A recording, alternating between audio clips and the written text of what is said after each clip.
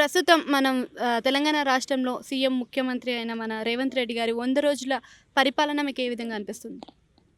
100 రోజులు అయిపోయింది, 200 రోజులు అయిపోయింది. కేసీఆర్ తర్వాత వచ్చినటువంటి ఈ రేవంత్ రెడ్డి పాలనలో హ్మ్. 100 రోజులే కాదు, ఇప్పుడు 200 రోజుల పాలన తర్వాతనే పెట్టుకోవాలి మనం బయట. హ్మ్. ఈ 200 రోజులు ఏమైనా చేసినంటే రెండు తప్ప ఏం చేయలేదు. ఏంటంటే మహిళల ఉచిత ప్రయాణం ఒకటి, హ్మ్. ఒకటి 200 యూనిట్ల అటువంటి గృహ వసతికి ఉన్నటువంటి విద్యుత్తు ఫ్రీ ఇవ్వడం అనే రెండు తప్ప హ్మ్. ఈ 2 నెలల ఈ రెండు అంటే 200 రోజులలో ఈ రెండు తప్ప ఏం చేయలేదు రేవంత్ రెడ్డి అని చెప్తున్నా స్పష్టంగా. ఇంకే హ్మ్. అంటే ఇదే విధంగా చూసుకుంటే మనకి కొత్త బ్రాండ్‌లు గూడా తేవడం జరిగింది గదా! మద్యంలో గూడా. సో, దానిలో మార్పు అయితే తీసుకొచ్చారు కదా తొందరగా. అంటే ఈ కొత్త మార్పు అంటే ఏంది, కేసీఆర్ వచ్చినాక కేసీఆర్ లిక్కర్ తీసుకొచ్చిండు. హ్మ్. ఆ? ఇప్పుడు రేవంత్ వచ్చినాక రేవంత్ లిక్కర్ తీసుకొస్తాడు. హ్మ్. అంటే ఇది మార్పు కోరుకునే తెలంగాణ. ఆ! మీరు అంటే ఇప్పుడు మార్పులో కోరుకున్నారు గదా! చాలామంది. మందులో మార్పు కాదు మేడం, ప్రజల హ్మ్. జీవన ప్రమాణంలో మార్పు రావాలి. హ్మ్. తెలంగాణ నిర్మాణంలో మార్పు రావాలి. హ్మ్. తెలంగాణ ఎడ్యుకేషన్ విషయంలో మార్పు రావాలి. హ్మ్. యూనివర్సిటీలో ఎంత ముందు పాలనలో కేసీఆర్ పాలన ఎంత విధ్వంసం అయిందో ఆ విధ్వంసాన్ని ఒక మళ్ళీ క్రమపద్ధతిలో నిర్మించడంలో మార్పు రావాలి. హ్మ్. ఇవి కాకుండా నేను మందులు తెత్తా బ్రాండ్ అంటే ఆయన బ్రాండ్ తెత్తా, ఆయన కేసీఆర్ బ్రాండ్ తె నేను రేవంత్ రెడ్డి బ్రాండ్, ఇదా మార్పు మేడం? ఇది కాదు కదా తెలంగాణ ప్రజలు అంటే కోరుకున్నది. చేయాల్సిన మార్పులు చేయకుండా మరి ఈ విధమైన మార్పులు చేయడానికి రీజన్స్ ఉంటాయి గదా! రీజన్స్ ఉంటాయంటే ఆయన ఒకటే లక్ష్యం పెట్టుకున్నాడు, ఎట్లా చేసినా ఈ రాష్ట్రానికి ముఖ్యమంత్రి కావాలనుకున్నాడు తప్ప హ్మ్. ప్రజల జీవన ప్రమాణాలు లేదంటే ఈ తెలంగాణ ప్రజల బతుకులు మార్చడానికి అతను అధికారంకి రాలేదు. హ్మ్. ఆ పార్టీకి ఆ లక్ష్యం కూడా లేనట్టే ఉన్నది ఇప్పటి వరకు అయితే. హ్మ్. ఇక ముందు చూద్దాం. అంటే రేవంత్ రెడ్డి గారు వచ్చారు. అంటే ఇంతకుముందు గత ప్రభుత్వం చూసుకుంటే డెవలప్‌మెంట్‌లో మాక్సిమం అంతా డెవలప్‌మెంట్ చేసి పెట్టేసింది. మరి ఏ విధంగా వీళ్ళు మనకి రెవెన్యూ అనేది సంపాదిస్తారనుకోవచ్చు? అంత డెవలప్మెంట్ ఏం చేసిన అంతా చెప్పండి ఒక మాట, మీ మాటలో. సుప్రీం కోర్ట్ ఉంది మనకి. అండ్ ఎక్కడ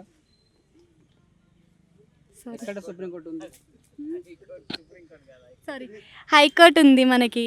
అదే విధంగా మనకి హైవే రోడ్స్ అన్నీ కూడా మంచిగా వచ్చినాయి గదా! హైకోర్టు కేసీఆర్ కట్టిండా? అంటే డెవలప్‌మెంట్ అయితే జరుగుతుంది గదా! హైకోర్టు కేసీఆర్ కట్టలేదు. హ్మ్. పోనీ ఇక్కడ ఉన్నటువంటి పాత సెక్రటరీ ఉన్నట్టు మన సచివాలయం కేసీఆర్ కట్టలేదు. హ్మ్. అప్పటి అంటే ఆయన హయాంలోనే జరిగింది ఆయన గదా! హయాంలో జరిగింది ఏం చెప్పన్నా, ఫ్లైఓవర్లు, అండర్ పాసులు, ధరణి పేరుతోని మన పేద ప్రజల భూములు గుంజుకోవడం జరిగింది కేసీఆర్ పాలనలో. హ్మ్. ఇంతకు మించి అభివృద్ధి ఏమీ జరగలేదు. హ్మ్. మేము ఎక్కడికి చర్చకు రమ్మంటే ఆడికి వస్తాం, ఉస్మానియా విద్యార్థి నాయకులుగా ఆడికి వస్తాం. లేదా మమ్మల్ని ఆర్ట్స్ కాలేజ్కి వస్తారా రమ్మను, లేదా మమ్మల్ని తెలంగాణ విద్యార్థి మన తెలంగాణ అమర స్తూపం కాడ రమ్మంటారా మేము వస్తాం. లేదు కేసీఆర్ కట్టినప్పుడు తెలంగాణ అమర దీపం ఒకటి కట్టిండు కదా, ఆ అమర దీపం కాడ రమ్మంటే ఆడికి వస్తాం. ఆయన చేసిన విధ్వంసం ఏంది, లేదంటే ఆయన చేసిన నిర్మాణం డెవలప్మెంట్ అడుగుదాం. ఎందుకంటే మనస్ఫూర్తిగా మాట్లాడుకుందాం. ఎందుకంటే కొన్ని చేసిండు, ఏం చేసిండు ఇవే. హైదరాబాద్లో కొన్ని ఫ్లేవర్లు కట్టిండు, కొన్ని అండర్ పాస్లు కట్టిండు. హ్మ్. ఇది హైదరాబాద్ అభివృద్ధి అవుతుందా మేడం? అదైనా కొంచెం అభివృద్ధికైతే చెందింది గదా! అరే మనకి. ఆ అభివృద్ధి తోవ అంటే ఆయనకి మేడం పెట్టేసినట్టే గదా! నీకు మళ్ళీ చెప్తున్నా మేడం, ఒక ఇండస్ట్రీ కడితే 1000 మంది ఉపాధి దొరుకుతుంది. హ్మ్. ఒక విశ్వవిద్యాలయం కడితే కొంతమందికి టీచింగ్, నాన్ టీచింగ్ చాలామంది పరోక్షంగా ప్రత్యక్షంగా ఉపాధి దొరుకుతుంది. ఉమ్, ఒక ఇంకా ఏదైనా ఒక బహుళార్థక సాధక ప్రాజెక్ట్ లాంటివి కడితే ఉపాధి దొరుకుతుంది. కానీ నువ్వు ఒక ఫ్లైఓవర్లు, అండర్ పాస్లు, ఈ రోడ్లు కడితే ఏమవుతుంది మేడం? ఆ హ్మ్. రోడ్ల పక్కన అడక తినడానికి అమ్మ కట్టేది. మరి ఇప్పుడు రేవంత్ రెడ్డి గారు ఇచ్చిన మనకి కొన్ని హామీలనేది ఇంకెన్ని రోజుల్లో అమల్లోకి వస్తాయనుకుంటున్నారు? ఎన్ని రోజులు అంటే మేడం, ఆయన ఇచ్చిన హామీలు, వాళ్ళు ఇచ్చిన మేనిఫెస్టో ఏదైతే ఉందో 45 పేజీలో 50 పేజీల మేనిఫెస్టో ఇచ్చిండ్రు. హ్మ్. అదంతా అమలవుతుందా కాదా అన్నది వాళ్ళు చెప్పాలి. కానీ వీళ్ళు ఇచ్చినటువంటి 6 గ్యారెంటీస్ ఉన్నాయి కదా, హ్మ్. ఆ 6 గ్యారెంటీస్లో మాత్రం 2 మాత్రమే ఇప్పటివరకు విజయవంతంగా అవుతున్నాయి. హ్మ్. ఇంకా మిగతాయి కావట్లేదు. అవి కూడా త్వరలో కావాలని కోరుకుంటాం. మేమేమంటున్నామంటే ఉస్మానియా యూనివర్సిటీ విద్యార్థులుగా, తెలంగాణ కోసం కొట్లాడిన విద్యార్థులుగా కూడా మనం వాళ్ళకి టైం ఇవ్వాలి. కాంగ్రెస్ వాళ్ళకు హ్మ్. టైం ఇవ్వాలి. ఏం టైం? ఇప్పుడు 200 రోజులు అయింది.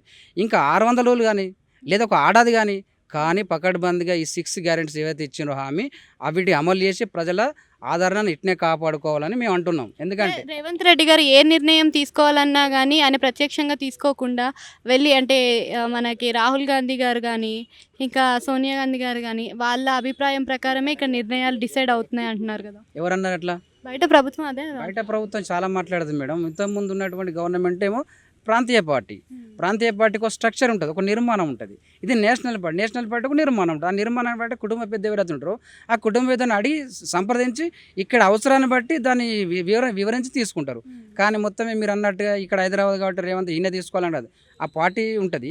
ప్రభుత్వ నిర్ణయాలు ఉంటాయి. పార్టీ నిర్ణయాలు మాత్రం రాహుల్ గాంధీ నడుతారు. ప్రభుత్వ నిర్ణయాలు ఇక్కడ ఉన్నటువంటి మంత్రులను, లేదంటే సీఎస్ను, లేదంటే కొంతమంది మీద సెక్షన్స్ మొత్తం డిస్కస్ చేసి చెప్తాడు తప్ప ప్రతిదీ రాహుల్ గాంధీ చెప్పి చెప్తారని అపవాదు చేయడం తప్పు కాదు. ఆ తెలంగాణ ఆత్మగౌరవాన్ని కించపరిచినట్టు అవుతుంది. బీఆర్ఎస్ ప్రభుత్వంలో విద్యాశాఖ మంత్రి ఉన్నప్పుడే మనకి పేపర్ లీకేజ్ అయ్యింది. మరి ఈ ప్రభుత్వంలో ఇప్పటివరకు విద్యాశాఖ మంత్రే లేడు. మరి ఏ విధంగా మేనేజ్ చేయగలుగుతారు అనుకోవచ్చు?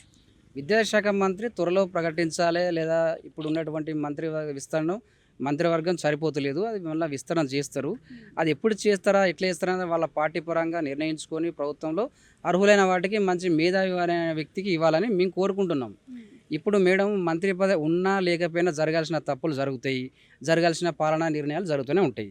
ఇది ఉంటేనే జరుగుతుందని లేదు, లేదా అది లేకపోతే ఆగుతూనే ఏం లేదు. అవునా కదా? ఇదే సబితేందర్ రెడ్డి మేడం గతంలో హోమ్ మినిస్టర్ చేసిండ్రు, మరి నేరాలు జరగలేదా? జరిగినాయి కదా. మరి ఆమె మళ్ళీ విద్యాశాఖ మంత్రి అయ్యిండ్రు. విద్యాశాఖలో జరిగినటువంటి గ్లోబరీనా వెబ్సైట్ వల్ల ఇంటర్మీడియట్ పిల్లలు బలి కాలేదా? చాలా ఉంటాయి మేడం. ఇప్పుడు మంత్రి పదవి ఉన్నదా లేదని కాదు, మంత్రి పదవి లేకపోయినా ఇక్కడ రాష్ట్రంలో గవర్నమెంట్ అది ఉంది కదా, లాండ్ ఆర్డర్ అది నడుస్తుంది కదా, ముఖ్యమంత్రి ఉన్నారు కదా, మిగతా మంత్రి ఉన్నారు కదా, మరి చాలదా చేయాలంటే? గత ప్రభుత్వంలో కేసీఆర్ ఎప్పుడు కూడా మనకి ఉస్మానియా గేట్ తొక్కలేదు అని చెప్పి విద్యార్థులు చెప్పడం జరిగింది. మరి ఈ ప్రభుత్వంలో చూసుకుంటే రేవంత్ ఎప్పుడైనా గేట్ తొక్కే అవకాశం ఉందా? ఫ్యాకల్టీ విషయాల గురించి మాట్లాడే అంశాలు ఏమైనా అంటే జరుగుతాయా? మేడం గేట్ తొక్కుడు, గేట్ ఎక్కుడు, గేటరే కొట్టుడు కాదు మాకు పద్ధతి. ఈ యూనివర్సిటీలను మార్చాలి, యూనివర్సిటీలో ఉన్నటువంటి విద్యా వ్యవస్థను మార్చాలంటే, లేదా టీచింగ్ నాన్ టీచింగ్ రిక్రూట్మెంట్ చేయాలి, లేదంటే బ్యాక్లాగ్ ఎస్సీ ఎస్టీ బ్యాక్లాగ్ పోస్టులు, బీసీ బ్యాక్లాగ్ పోస్టులు అవి ఫిల్ చేయాలని చెప్పేసి మేము కోరుకుంటున్నాము. లేదా వెంటనే చాలా తొందరలోనే వీసీలో నియామకం చేయాలి. ఈ విద్యా వ్యవస్థ చాలా కుంటుపడ్డది కేసీఆర్ పాలన, దాన్ని స్ట్రీమ్ లైన్ చేయాలని కోరుకుంటున్నాం. కానీ ఈ గేట్లు ఎక్కుడు, గేటు తొక్కుడు, లేదంటే కంచెలు కానీ ముచ్చట్లు కాదు మేడం, కాదు. గేట్లు తొక్కుడు, గేట్లు ఎగురు ఇరగొట్టు అంత తెలంగాణ దోమలు అయిపోయింది. అది ఈయన తొక్కేది లేదు, ఆయన తొక్కేది, ఆయన తొక్కలేదంటే ఆయన తొక్కేది ఏం లేదు. ఇప్పుడు ఈయన వచ్చి ఇరగొట్టేది లేదు, తొక్కేది లేదు. కాకపోతే ఇక్కడ ఉన్నటువంటి విద్యా వ్యవస్థను, ఆల్ యూనివర్సిటీలో ఉన్న విద్యా వ్యవస్థను స్ట్రీమ్ లైన్ చేయాలి కొంచెం. అది కోరుకుంటున్నాం. అది కాంగ్రెస్ పాలన రావాలని మేము ఆశిస్తున్నాం. కేసీఆర్ పాలనలో విద్యా వ్యవస్థ భ్రష్టు పట్టించింది కాబట్టి ఈ పాలన వస్తాన ఆశ వ్యక్తం చేస్తున్నాం. ఇంకా టైం కూడా ఇస్తాం.